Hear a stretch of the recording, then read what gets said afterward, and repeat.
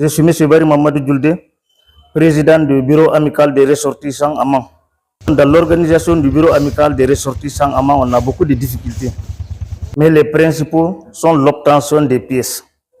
Pas plus longtemps que la semaine dernière, nous étions tous à Bouaké répondant à l'invitation du consul général à Bouaké par rapport à l'établissement des cartes consulaires. Donc les cartes étant biométriques maintenant, il faut la présence physique de la personne intéressée. Donc les machines ne sont pas disponibles. Donc nous avons beaucoup de difficultés à les déplacer pour nous rejoindre pour l'établissement de ces pièces. Nous avons au moins une soixantaine à une centaine de cartes ici depuis 6 mois.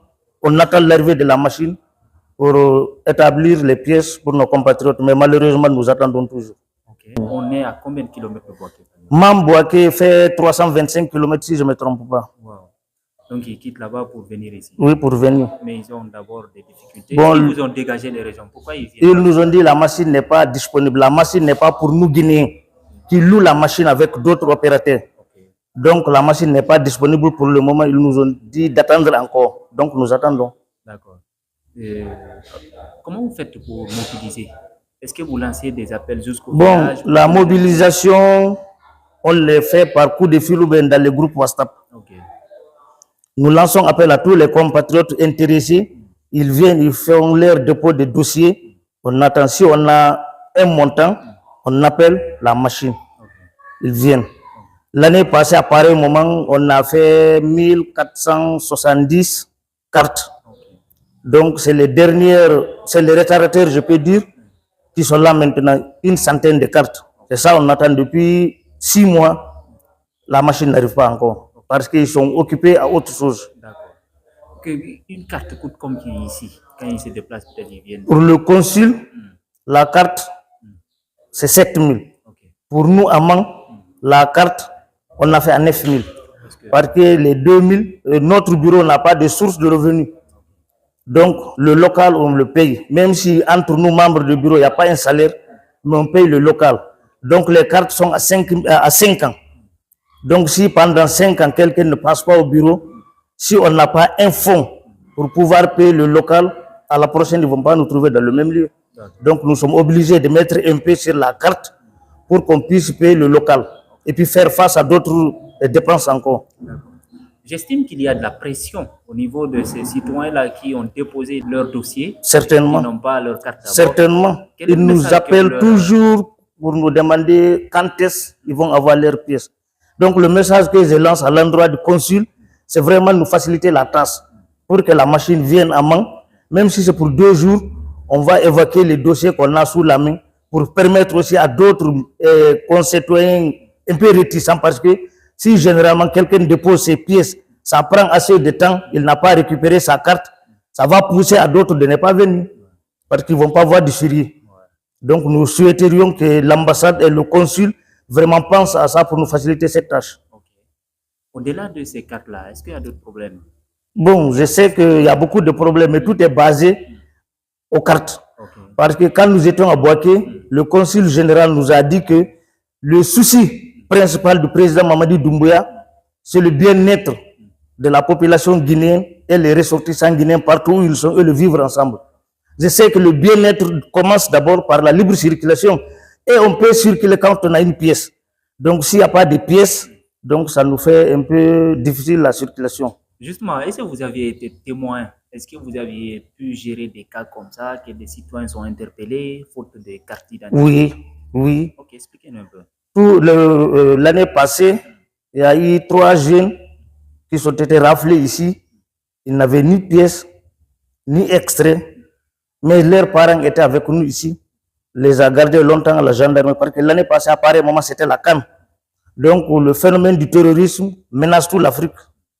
Donc, les autorités ivoiriennes avaient mis en place une structure de défense. Donc, toute personne on ramasse sur la route, sans pièces, il est considéré comme un agent terroriste, un espion du terrorisme. Donc ces jeunes-là sont tombés dans ce cas. Ils ont fait 11 jours à la gendarmerie ici. C'est avec beaucoup de paroles, beaucoup de pardons, beaucoup de négociations. Finalement, on a fait leurs extraits de naissance en Guinée pour venir les faire libérer à la gendarmerie. Donc sans pièces, on n'y peut rien faire. Donc sinon, c'était quasiment C'était impossible. vraiment impossible. Ils nous ont dit d'attendre qu'ils tiennent leur conseil de sécurité. Chaque jeudi, ils tenaient leur conseil de sécurité. C'est après le rapport de ça qu'on les a libérés un vendredi après-midi. Wow. Amang ici, quelles sont les principales activités des Guinéens ici? C'est le commerce. Le commerce. La plupart, c'est le commerce. Parce que même si tu viens en Côte Amman, tu as un métier, c'est rare que tu exerces ton métier ici. C'est le commerce, tout le monde fait. La plupart, oui. Ouais, donc ça veut dire que la vie, le marché est influencé par le commerce. Le commerce. Ok. Oui, mais c'est pas parce qu'il y a beaucoup de rentabilité dans ça, mais comme si tu viens, tu trouves ton parent, c'est le travail qu'il fait, c'est dans ça, il peut t'aider. Ce qui pousse presque tout le monde à embrasser le commerce. Nous sommes tous commerçants à main. Ouais. Au-delà de ça, il y a d'autres qui exercent d'autres fonctions. D'autres métiers, oui, il y a des tailleurs, il y a des mécaniciens, il y a des ferrailleurs, il y a des soudeurs, il y a un peu de tout, mais la plupart, ce commerce, ils font. Ok. Le bureau guinéen, là, il est composé de combien de membres? Bon, le bureau qu'on a formé tout dernièrement là, est composé de 22 membres. Un président que je suis, 3 vice-présidents, un secrétaire, un vice-secrétaire, un trésorier, un commissaire au compte, un chargé des jeunes, chargé des affaires féminines, et puis un chargé des affaires des jeunes. Et puis les restes là sont conseillers. Ok. Oui. D'accord. Ça fait combien de temps que vous êtes à la tête de... Bon, presque, disons, dans ce mois-là, dans le mois de janvier là.